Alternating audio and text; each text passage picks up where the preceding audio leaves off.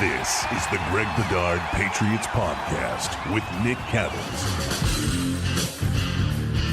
All right, straight off of his 10-7 round with Felger on Felger and Maz this week, my man Greg absolutely beat the bag out of Felger. This episode is brought to you by PrizePicks, largest daily fantasy sports platform in North America. Download the app today. Use code CLNS for a first deposit match up to $100. And do us a favor. If you like the pod, you enjoy what we do, you want to support it, head on over to PrizePicks, sign up using that code CLNS, and it will help us tremendously. All right, Greg, before we get into the Ron Wolf way and maybe some of the things that happened with you on Felger and Maz this week, let's start with the business at hand, and that is Calvin Ridley. What happened with Calvin Ridley? How did the Titans swoop in? What did you hear? Okay, so just to sort of recap, I had heard probably sometime like noon, 1 o'clock. What I was told was the Patriots had made a substantial offer to Calvin Ridley. They were in competition with the Jaguars.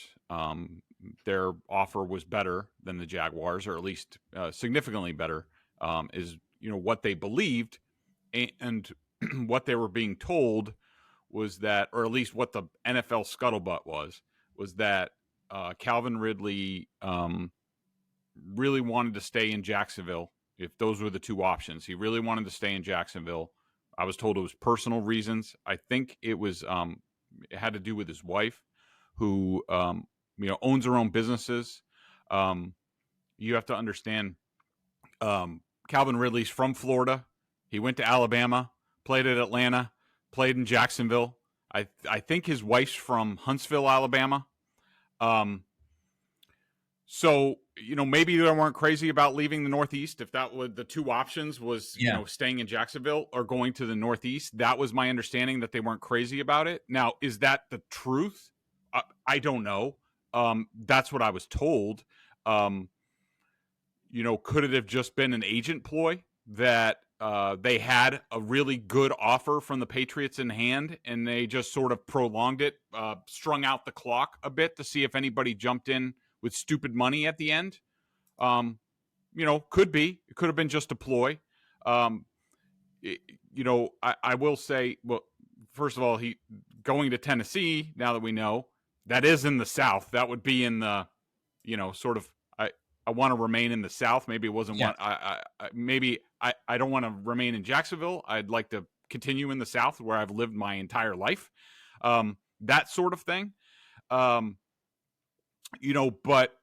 one thing I also want to point out, and I'm not saying that there was anything untoward or anything. There are relationships all over in this business, but it should be pointed out that Rand Carthon, who is the GM of the Titans, is represented by the same firm that Calvin Ridley is. Now, they don't have the same agent. I will point out, they don't have the same agent, and Athletes First is so big. Rand Carthon is represented by Sean Kiernan. Calvin Ridley is represented by David Mugoletta. Athletes First has dozens of agents on their side, and there's not a whole lot of overlapping. Like, Trace Armstrong does coaches and, that sort of thing. So I'm just saying it should be pointed out because the Titans sort of came out of nowhere. Now, then again, it wasn't like they just came in with like $1 million more. I mean, they came in with $50 million guaranteed. To me, that's the key number. It's always the key number in football contracts is what's the upfront guarantee. And this is what's been reported. We don't know what the actual contract terms are. But so I think it came out like that the Jaguars AAV, annual average annual value, was 23. Burt Breer reported the Patriots were at like 22. The Jaguars were less than 20. So it seems like the Patriots were close. But the key number, like I said, is $50 million guarantee. To put that into perspective, the only NFL wide receiver in history that has more guaranteed money in their contract is Tyreek Hill at about 52, 53 million. So we're talking about an unprecedented guarantee for a guy who missed part of a season with mental health issues and was suspended for gambling and is turning 30 this year. To me, that's where the breakdown was, that the Patriots had a line in sand. I'm thinking, and I don't know this, but the thinking in NFL circles is that the Patriots were either around 40 or just north of 40 in terms of guaranteed money. And at the end of the day, I mean, the South and the guaranteed, almost record-setting guaranteed money for the wide receiver position, they lost out. And, it's disappointing, but I'm not going to criticize the Patriots for missing out. I don't think it was over $1 million. I think it was over the guarantees. And I'm sorry, but there has to be a line in the sand. You can't pay anything for any player, and the Patriots put a value on this. I think that I do want to point out, Nick, that if they would have signed him to $22 million a year and $40 million guaranteed, I would have said, this is a risk. They are out there. They are risking. This is rich for this player. Most people thought this player was going to be around $16, $17 million a season. So that the Patriots had gone well above that shows that they were being aggressive. They weren't cheaping out, and that they ended up losing to basically a historical contract offer. It sucks. I'm sure the fans are disappointed, but it's hard for me to criticize the team over that. A lot to unpack there. Let me first start off by saying I don't think the Patriots are cheap. And I think, when we look at this offseason, I'm judging what's happening right now. Mm-hmm. I've heard the cash spending. We've all heard the cash spending. 2 to 6 screams it every day during a football season for the last 10 years. We know, okay? But I'm looking at this specific situation. This is not being cheap. Being cheap is not getting on the phone. Being cheap is lowballing somebody. That's being cheap. There's an analogy that I like to use, and it's the car analogy. If you walk out onto a car lot and you're willing to pay, let's say you have $100,000 in the bank. You're willing to pay $60,000 for this car because you think that's what the car is worth. That's the price that you have set. Somebody walks into the car lot when you're about to purchase that car and throws $70,000 down on the table. Do you add $10,000 or do you jump over that person and say, I'll pay 72? That would be an impulsive decision. Now, some people would. I can only speak for myself. I'm frugal. I'm disciplined. If I set something and I say it's going to be $60,000, that's what I'm going to do. I've done a lot of house shopping with Kelly across the country because we've moved a number of times. We might fall in love with a house and say, this is what we want to spend. This is what we might be willing to spend. We'll go a little bit over that. But when it hits a certain point, you walk away. Everybody does that in their life. Everybody does that when they run a business. So you set the price. And thinking of that, I thought the price was very fair, Greg, more than fair. I said, look, I wanted Calvin Ridley. I tend to like him more than a lot of other people. But I said over and over and over again, my ceiling would have been about $20 million per year. And if you're looking at guaranteed money, that's precisely what the Patriots offered. They were going to give him $40 million guaranteed for the first couple of years of the contract. That's $20 million per year. I think that is a great offer to Calvin Ridley. Because of the Titans jumping in and dropping $50 million on the table, no, the Patriots should not go from $40 million to $55 million to please Calvin Ridley. That's bad business, okay? And it's not being cheap. I want to ask you about this, though, Greg. I found it interesting. I want your thoughts, since obviously you're a reporter. Mm-hmm. You don't do as much inside scoopage anymore like you used to. But Jonathan Jones at CBS, you and I kind of laughed and mocked the whole dark horse thing. Well, we were both wrong. Egg on our face. Yep. There was a dark horse. But I bring that up because Jonathan Jones had a very peculiar tweet before the Calvin Ridley decision came down. He tweeted saying the current sense is that, Ridley is looking at Jacksonville, blah, blah, blah. But then he brought up cost of living and taxes. That stood out to me because I've seen 1 million people tweet 1 million tweets, breaking news in football. I have not seen many people tweet out cost of living and state taxes.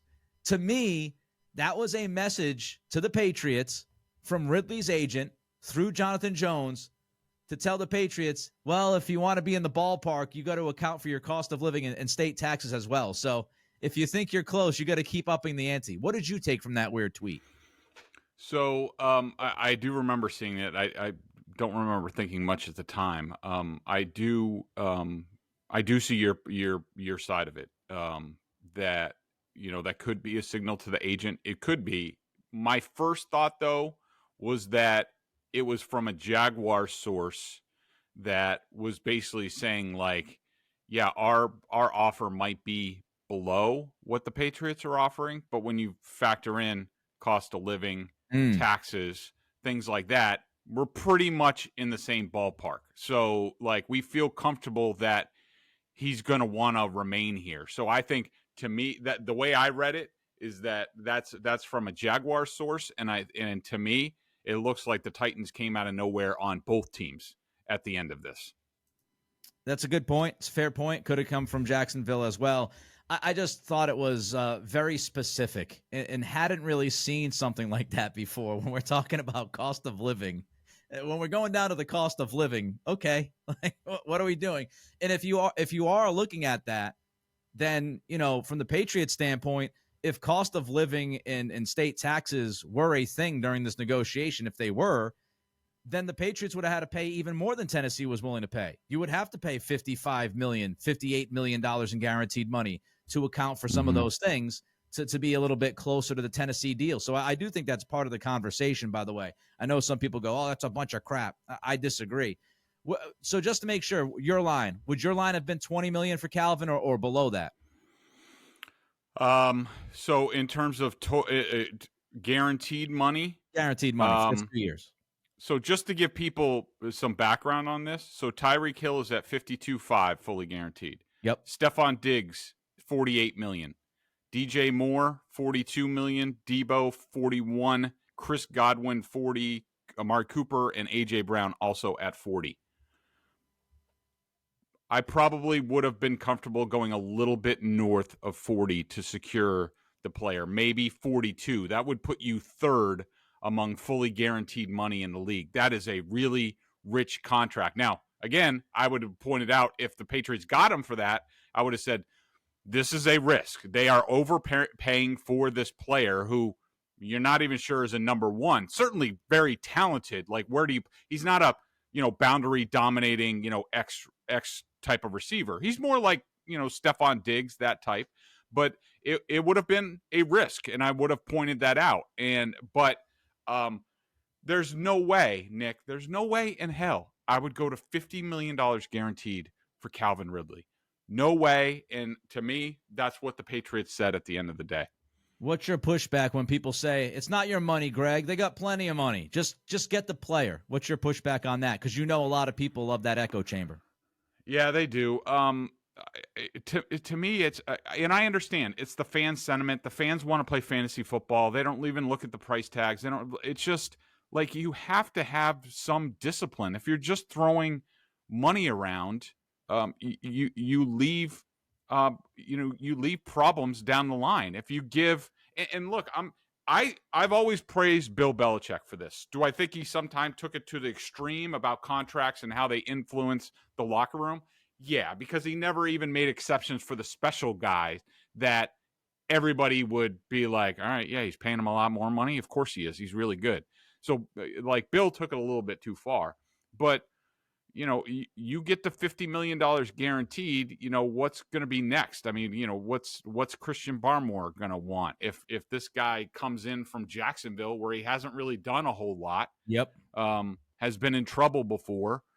You're giving him $50 million guaranteed? Well, that's where it's starting for me. All I've done is play well here. I haven't gotten in any trouble. All I've done is kick ass up front. Maybe Ramondre Stevenson, maybe his price tag goes up. But I just think if you're a real organization and you are interested in sustained success, which is really the goal of every organization, some just play at lip service, but that's the goal. You want sustained success. And that you have to have some financial discipline. Now, Nick, at the end of the day, this is going to be a great litmus test. Look at what the Titans are doing. They're in a very similar position to what the Patriots are doing. They are going the fan-friendly, media-friendly route of doing a lot of different things. In turn, they got a cornerback, they got a wide receiver, they paid DeAndre Hopkins last year, which we both would have done if we were GM of the Patriots last year. Yep. They got the running back. They have Will Levis. They still have the number 7 pick. Like, they are definitely doing the aggressive rebuild. The Patriots are doing the Ron Wolf way rebuild. We'll see where both teams are in 3 years. Elliott Wolf and Gerard Mayo could be fired, or Rand Carthon and Brian Callahan could be fired. We'll have to see how it works. They are doing it away. The Patriots, it's boring as hell. We've talked about this. I've talked about it. It is boring as hell. It is going to come through the draft a vast majority of the time. But that doesn't mean it's wrong. It worked for Ron Wolf. It worked for Ted Thompson. It worked for Brian Gutekunst. Elliott Wolf thinks it's going to work here. We'll see. It's not going to be sexy. It's not going to be great for sports talk radio, but there is a method to this madness. Well, I would say that Tennessee, they're stuck doing it this way because they actually were executing the Ron Wolf way at wide receiver. And they decided, if you want to talk about cheap, being cheap is not giving A.J. Brown his contract extension. Like, you drafted the guy, you developed him, one of the best receivers in the game. The idea is, when you do that, you keep him in-house. You pay him the money. You keep him happy. They should have had A.J. Brown, and they should have just said, that's it. He's awesome. We want to keep him. But they thought, let's reinvent the wheel. Let's ship him to Philadelphia. Let's draft Traylon Burks in the first round or whatever. That blew up in their face. And now they're stuck paying DeAndre Hopkins last year, which wasn't a bad deal, but they had to pay DeAndre last year, and now they're going over the top and paying Ridley this year because it all stems from not keeping their core, not keeping the guy that they drafted. So that is on them. Football season may be over, but the action on the floor is heating up. Whether it's tournament season or the fight for playoff home court, there's no shortage of high-stakes basketball moments this time of year. Get in on the excitement with PrizePicks, America's #1 fantasy sports app, where you can turn your hoops knowledge into serious cash. Testing my skills on PrizePicks this season is the most exciting way to play daily fantasy sports. If you have the skills, you can turn $10 into $1,000 with just a few taps. This week on PrizePicks, I'm selecting Stephen Curry for more than 29 points, Caitlin Clark for more than 30 points. Yeah, you can cross streams, cross sports, all that stuff. LeBron James more than 7 assists. Download the app today and use code CLNS for a first deposit match up to $100. Make sure you use promo code CLNS for a first deposit match up to $100. Pick more, pick less. It's that easy. About the approach, though, Greg, I wanted to ask you, what do you take from it? That the Patriots were not only in on the conversations with Ridley, but that they were willing to offer $40 million guaranteed? Yeah, I think, if you're looking for a silver lining in this as a Patriots fan, you are saying for the first time in decades, the Patriots are willing to spend at wide receiver, that they look at that as a premium position, that they are willing to pay for it. Now, did it work out here? No, but at least now that Elliott Wolf and Gerard Mayo looked at this roster, and we heard Elliott Wolf talk about, we need to weaponize the offense. They looked at it and they said, you know what, to really jumpstart this offense, we need a dynamic wide receiver on the outside.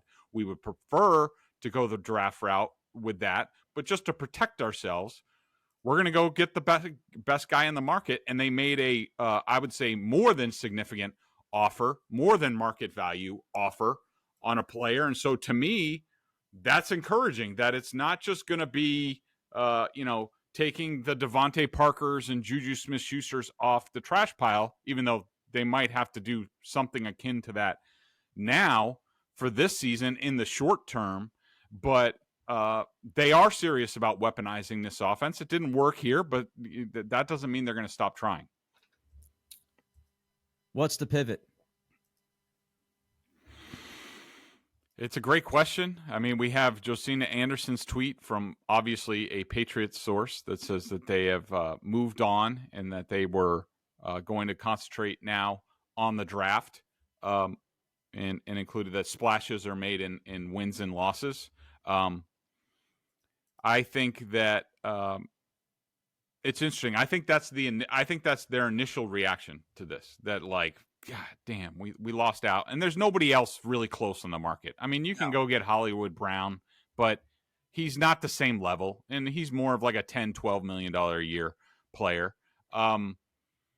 You could go Mike Williams, who was released from the Chargers on like a 1 year, prove it. He's coming off a knee injury, but when he's right, he's dynamic. I don't think that Keenan Allen's available from the Chargers.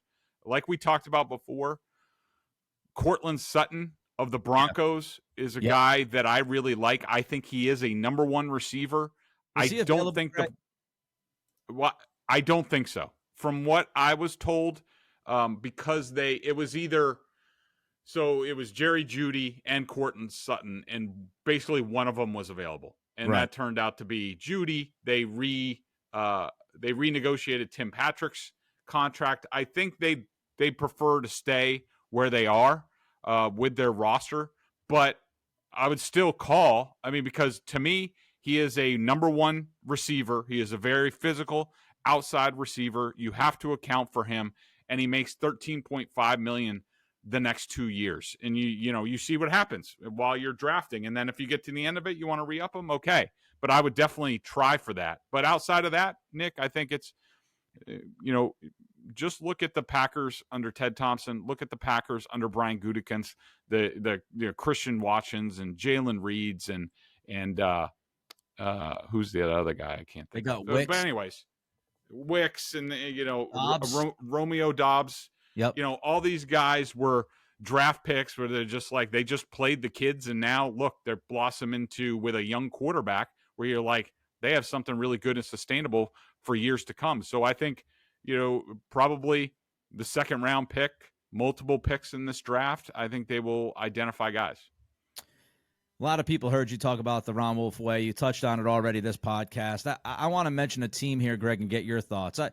I said this on my podcast today, the Nick Cattles Show, if you want to check it out. I know many of you do, and I appreciate that. I was looking this morning. I kind of had an epiphany. I don't know why it took me so long to have this epiphany into the offseason, but I finally had it this morning.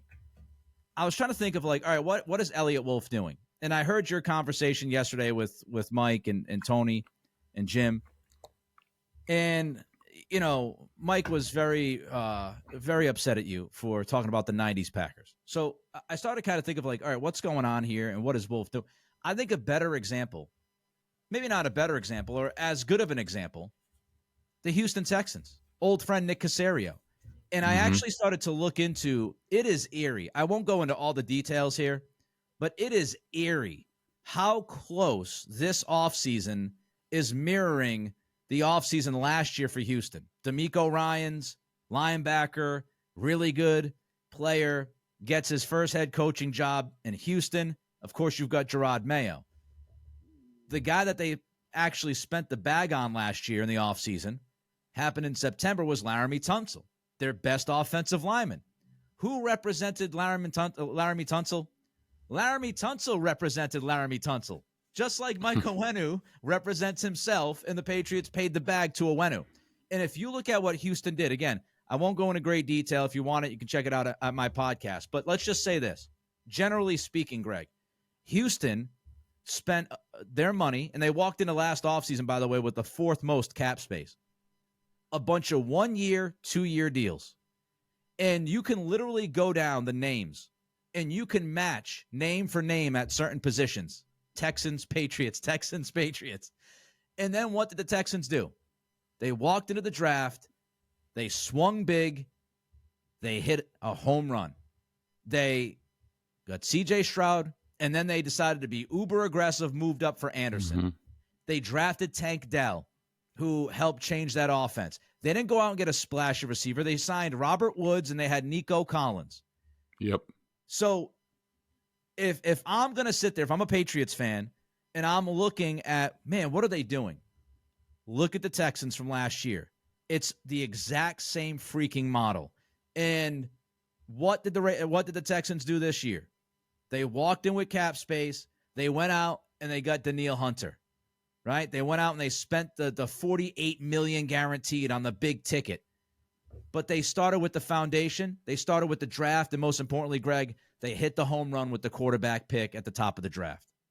Yeah, I completely agree with you, and it is kind of eerie how it's similar. And one thing that I want to point out to the Patriots about the Packer way, which is really the Ron Wolf way, it's not all that dissimilar to the way Bill Belichick built the Patriots. I mean, he came in and he took over a team which we knew had talent, but guess what? He kept that talent around, used it better.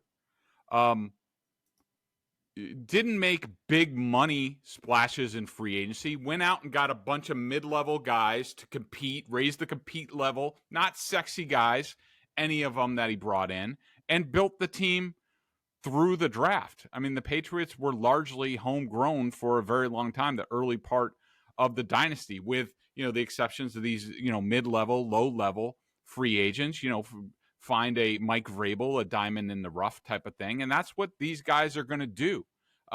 Really it's just about, it's about, you need to set the proper foundation. Keep the players that work on the team, bring in guys to compete, coach them up, draft a lot better, and then suddenly things get a lot better very soon. Of course, we all know the quarterback component is there in all of this, and it's huge.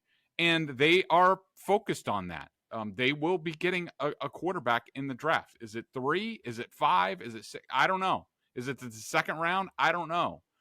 I don't think they know yet.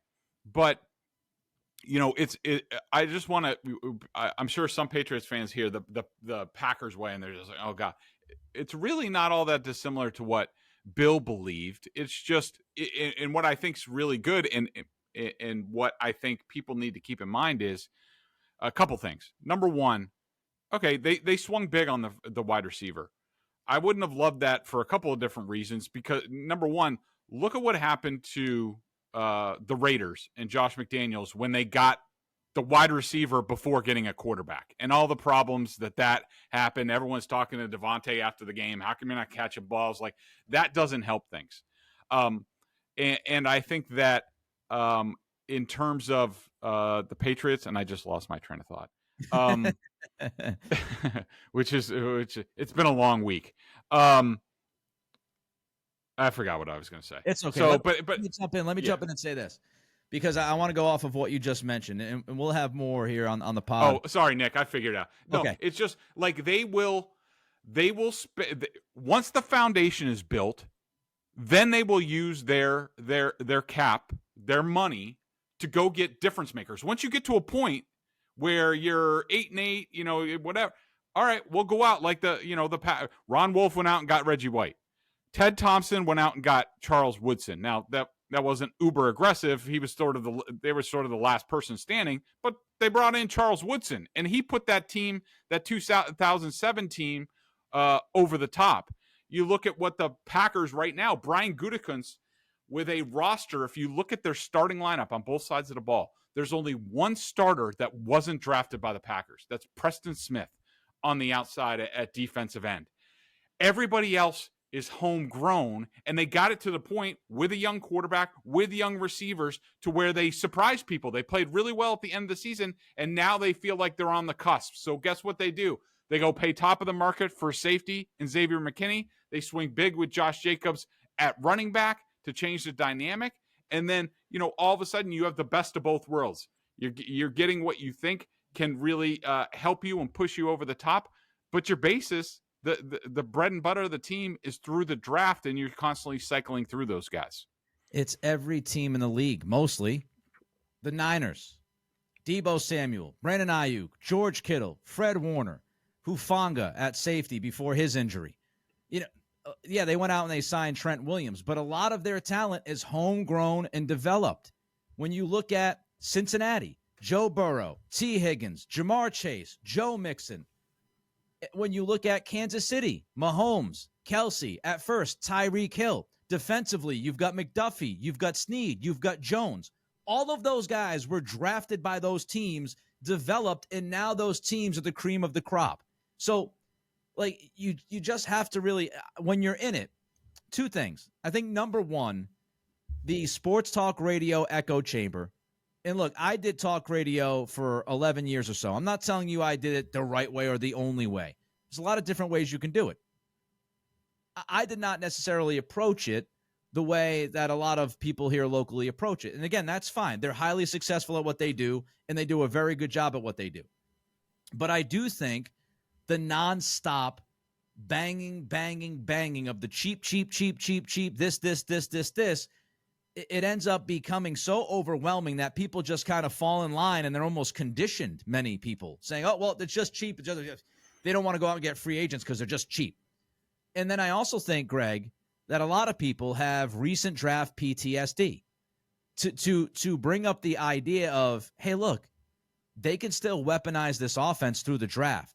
Yeah, right. Here comes N'Keal Harry. Here he comes down the – that's kind of the natural go-to because people just – they don't want to believe that Elliott Wolf and Alonzo Highsmith could actually go into the draft, and they might absolutely swing and miss. But you know what? Wide receivers very deep.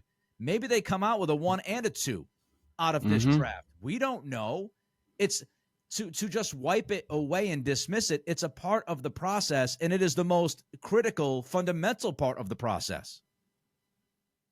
Yeah, I mean, like I understand the frustration of where the team is now, and everyone has sports talk show, radio shows to do. Everyone has tweets to send out today on the state of the team, and obviously, what they have right now doesn't look great.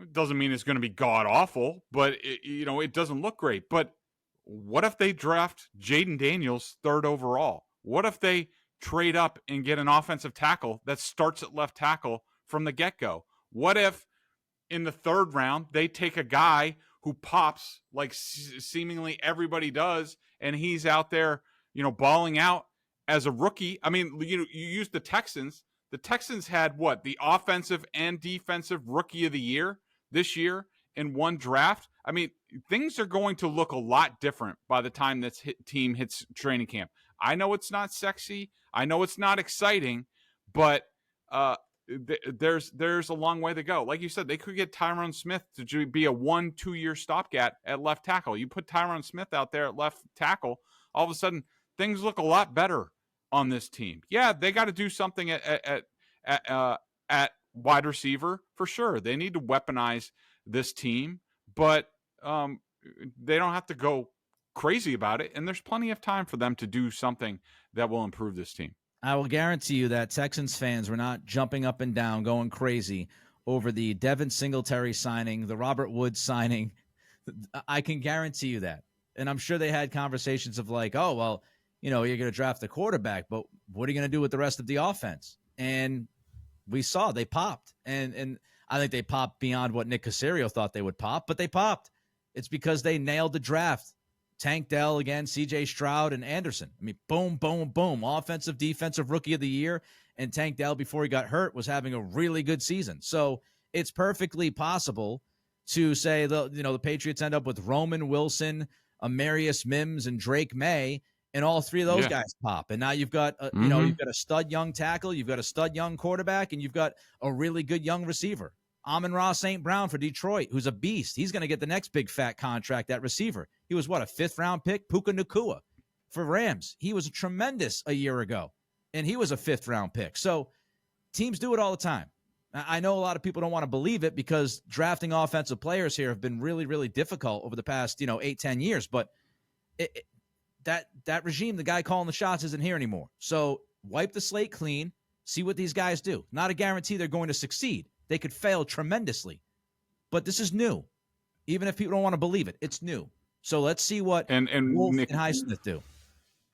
Yeah, and one thing I just wanted to say, and I probably should have said this at the top, because I've already heard some people chirping on Twitter about like you're protecting the team or you're Kraft, you're the no. What people need to remember, and I'm sure they forgot because every year they just seem to forget everything. Just like the hiring of Gerard Mayo, just like what the Patriots do as far as building this team in the offseason. But I'm not going to be highly critical of it. That's not what I do. What I do is they get to do what they want. The Crafts wanted to hire Gerard Mayo. Okay, they hired him. Now we grade him.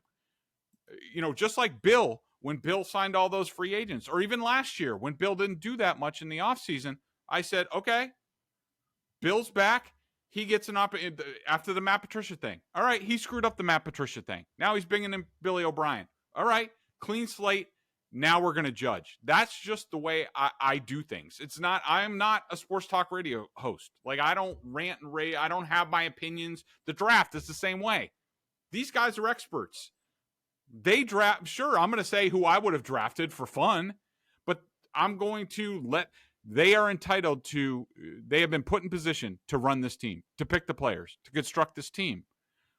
I am going to let them do that. Then we will all grade them after that. I just wanted to point that out for people who are just like, hey, you're not critical of the team. I'm never critical of the team in these circumstances. I let them do their job, and then we'll grade them and rip them after that. All right, before we move on, I got a couple of things I want to ask Greg.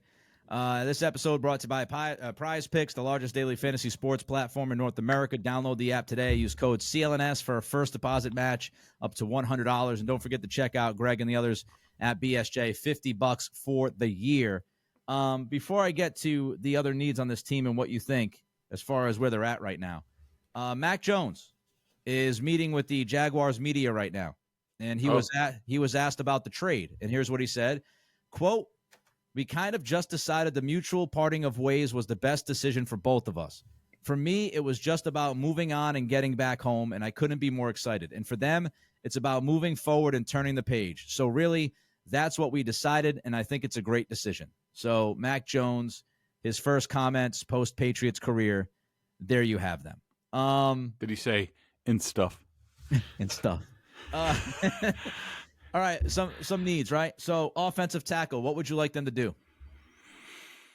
I would like, well, Jonah Williams is off the board. So they, and people have to remember, talking to Patriots, sources, I asked them about these things, about quarterback and things like that. And, also I wanted to bring up something about Justin Fields at some point in time. I forgot to put that on the list. But basically when it comes down to, if the Patriots don't move on somebody, like Jonah Williams, they don't view him as a left tackle. They at least where he signed, they're like, they don't think he's worth that. They don't think he's a number one left tackle, or, considering they already signed a Wenu, so it's the same thing. Like, Saquon Barkley, really talented guy, but Ramondre Stevenson, they're fully expecting to sign to a contract extension. He's their number one back. How much money are you going to put into the backfield?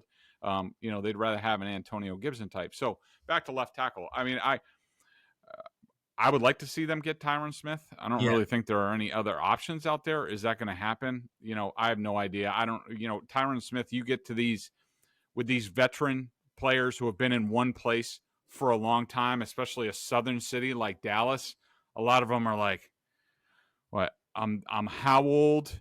Battling injuries. I'm going to go all the way up to Boston, to Foxborough for 6 months out of the year. Do I really want to do that for me and my family? I don't know. Should I just retire? Should I wait out for other options? So I don't know. Becton, Humphreys, any interest in those guys? Who's Humphreys? DJ Humphreys.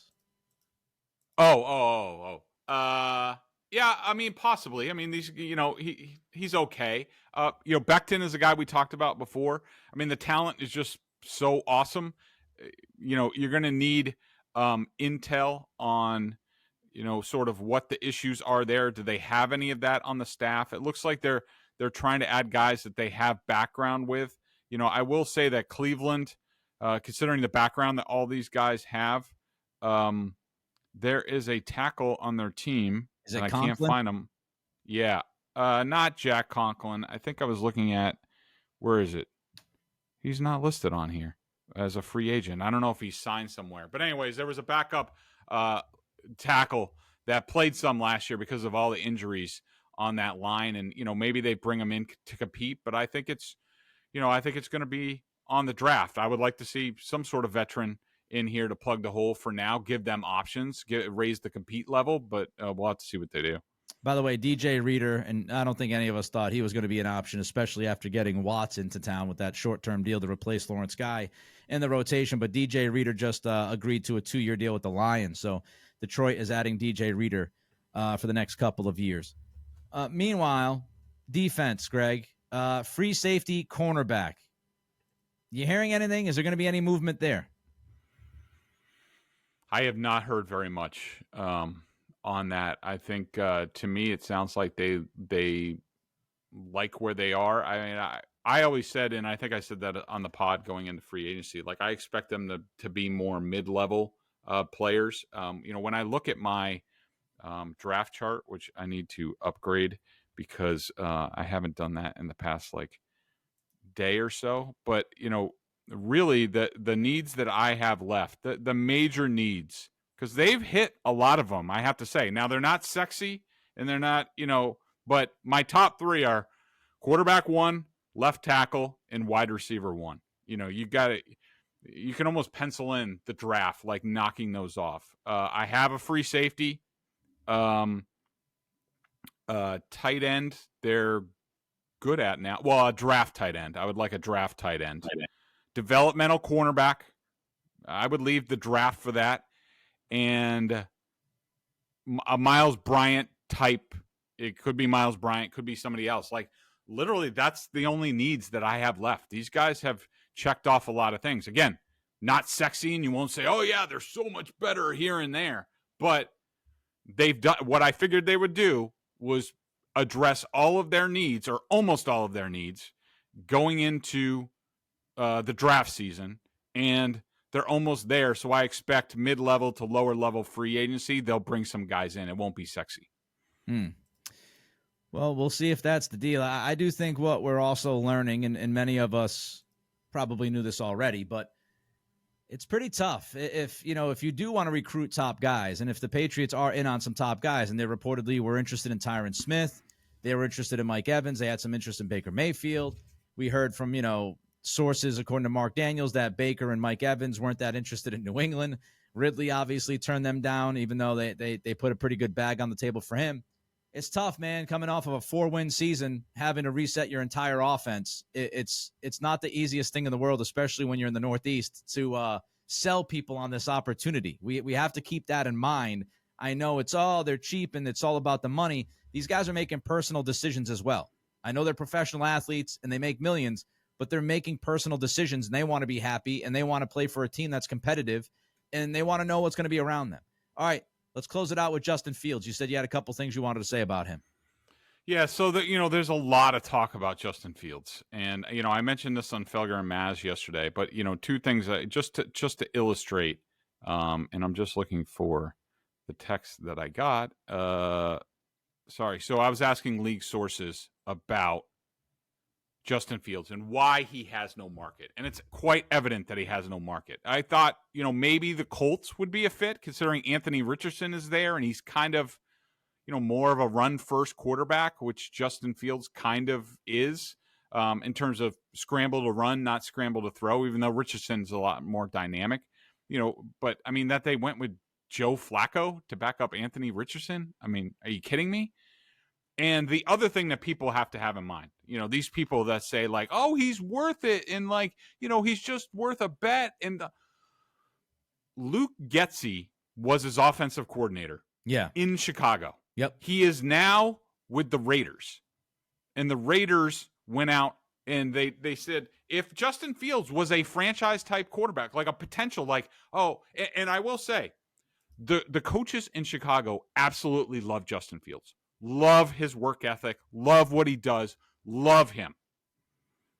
They obviously don't think much of his talent because Luke Getsy was his offensive coordinator. He goes to the Raiders. If you think that Justin Fields was available, for whatever, a 4th or 5th round pick, if Luke Getsy thought he had franchise quarterback potential, that it was right there, that he improved last year, that he was getting better, that he's on the cusp of it, which is some of the things I hear about Justin Fields. Don't you think Luke Getsy would have stood on a table in Las Vegas and said, bring him in? We're getting a diamond in the rough. Don't you think that, Nick? Yeah, but I also think Luke Getsy didn't do Fields any favors by what he did as a play caller with Justin Fields. But that's another topic for another day. So fair enough. But I just wanted to point out from my a league source who's a personnel executive who I thought might have interest in Justin Fields, and I said, why does he have no market? What's the deal? And I was told 60% completion percentage, last in the NFL. 30 INTs, 16 fumbles, 135 sacks. That's 3.5 a game in 40 games. Can't process. He isn't accurate. He has to have the offense simplified continually. That's why he has no market.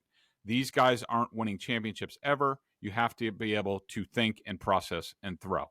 So to those people who are standing on a table, and again, look, if the Patriots thought he was worthy to bring in for, throw maybe the Mac Jones pick or something, and they wanted to bring him in to kick the tires or whatever, I would not have a problem with that. But in terms of like going out and, he's your guy and he's going to compete, there's nobody in the league. People with openings have looked at this, have looked at Justin Fields, and not one team has said he has that potential. So that should tell you everything about Justin Fields. He's Greg. I'm Nick. We'll be back early next week. Enjoy your weekend. St. Patty's Day weekend. A lot of college basketball next few days as well. But until next time, it's the Greg Bedard Patriots Podcast with Nick Cattles.